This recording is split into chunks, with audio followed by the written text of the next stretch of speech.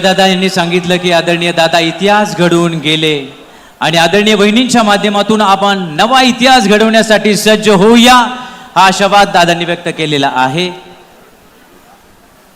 Sound सिस्टीमच्या लोकांनी लक्ष द्या.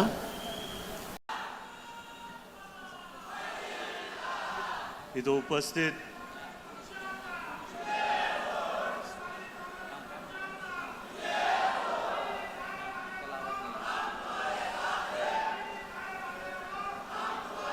उपस्थित सन्माननीय व्यासपीठ आणि सर्वच माझे बारामतीकरांचं कुटुंबाला इथं बघून मला भरभरून येतं आहे. कारण माझी शेवटची सांगता सभाला जेव्हा आपण सगळे समोर आलो तेव्हा मी दादांच्या समोर भाषण केलं आणि आज वहिनींसाठी आणि दादांसाठी गावागावी फिरताना सगळ्यांच्या मनात एक आशा दिसत होती.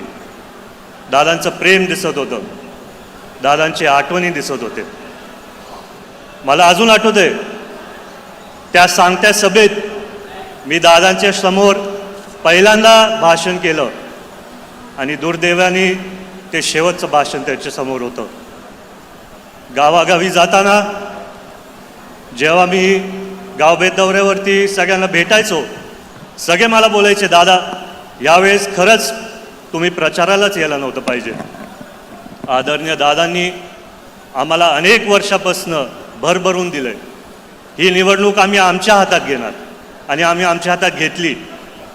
पण जेव्हा मी गावागावी जात होतो मी सगळ्यांना सांगत होतो की हा प्रचाराचा दौरा नाही आहे, हा एक गावभेद दौरा आहे जिथं मी माझ्या कुटुंबाला तिथं भेटू शकतो.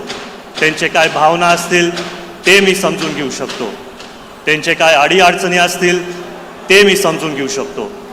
तुम्ही ते LED वाले थोडं थांबता का? तुम्ही आवाज खूप करताय, थोडं थांबा. गावागावी जाताना जेव्हा आधी आपण दादांसाठी प्रचार करायचो एक वेगळा आनंद होता, एक उत्साह होती. सगळ्यांच्या मनात दादांसाठी आपण प्रचार करतोय आणि 5 वर्षांनी प्रचाराची वेळ यायची तेव्हा रॅलीज करायचो. युवकांना पण तिथं मनापासून प्रचार करायला आवडायचं. पण यावेळेस एक काहीतरी माझ्या मनात नाही आहे, नाहीतर मनात जे होतं ते दिसून येत नाही आहे. दादांचा आवाज दर रात्री जेव्हा आमचे दौरे संपायचे विधानसभेचे, मला माहिती आहे इथं सगळे आपले कार्यकर्ते आहेत, पक्षातले पदाधिकारी सहकारी आहेत, कितीही व्यापामध्ये दादा व्यस्त असले असते महाराष्ट्रभर त्यांचा रात्री फोन यायचा, काय रे जय कसा झाला रे दौरा, कुठल्या गावात काय अडचण आली, कुठल्या गावात काय तातडीने करायचं गरज आहे. आणि आज तो आवाज आपल्या सर्वांच्या मनात आणि हृदयामध्ये. पण आजही जेव्हा मी गावागावी जात होतो मी घरी गेल्यानंतर तोच दादांचा आवाज माझ्या मनात.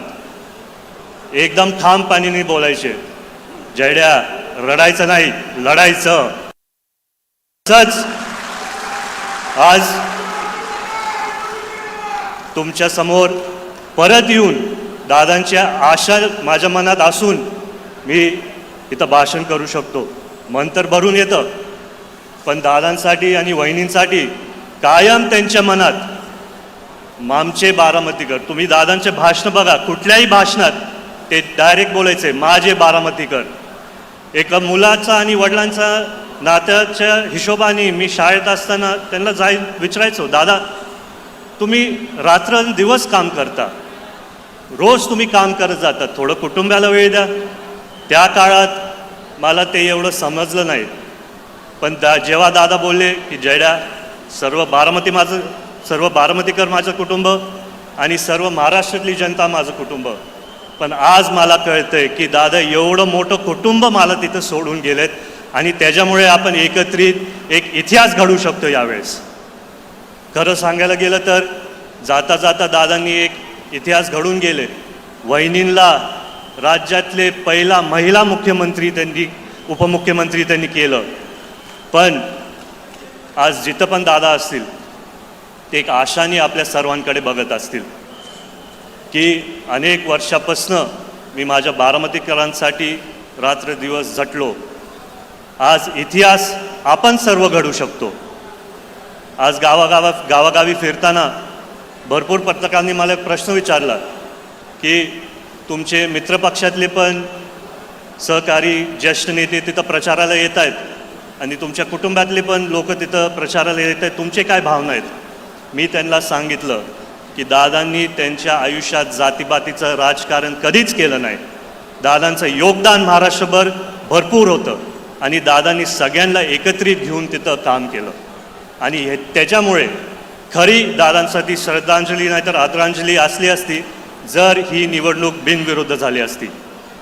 पण नियतीमुळे तसं झालं नाही आणि आज सगळेच मित्रपक्षातले कार्यकर्ते असतील, ज्येष्ठ नेते असतील, सर्वच बारामतीकर एकत्रित येऊन एक इतिहास घडवायला एकत्र येत आहेत. कारण आपल्याला या 23 तारखेला दादांचं नाव इतिहासात एका लेवलवरती जाऊन ठेवायचं आहे जिथं आपण सर्व दादांना व वहिनींना 2,40,000 मतधिक्यांनी निवडूनच आणू शकतो.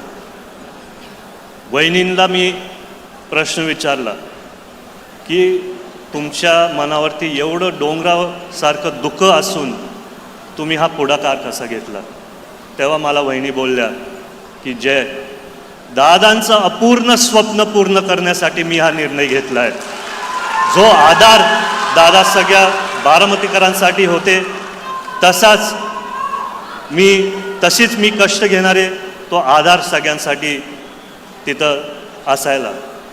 आज गावागावी फिरताना मी सगळ्यांना विनंती करतो की जसं दादांवरती तुम्ही अनेक वर्ष एवढं प्रेम केलं, जसं दादांनी तुमच्यावरती अनेक वर्षापासून प्रेम केलं, आज 23 तारखेला आपल्याला आदरणीय वहिनींना ते प्रेम दाखवायचं आहे आणि आपण वहिनींना ते प्रेम दाखवल्यावर ते त्याच तातडीने त्याच शक्तीने पुढे जाऊन ते कामं करू शकतील.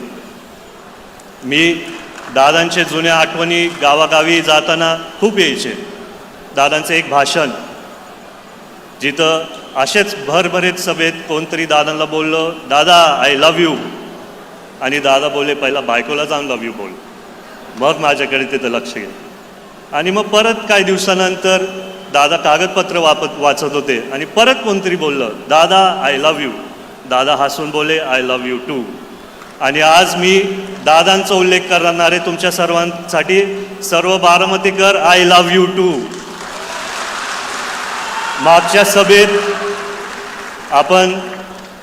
मी एक घोषणा केलेली शेवटी की बारामतीचं लेख अनुक्रमांक 1, पण आज आपण दादांसाठी जिथं पण ते असतील परत एकदा सगळे टॉर्च काढून नुसतं दादांना श्रद्धांजली अर्पण करू.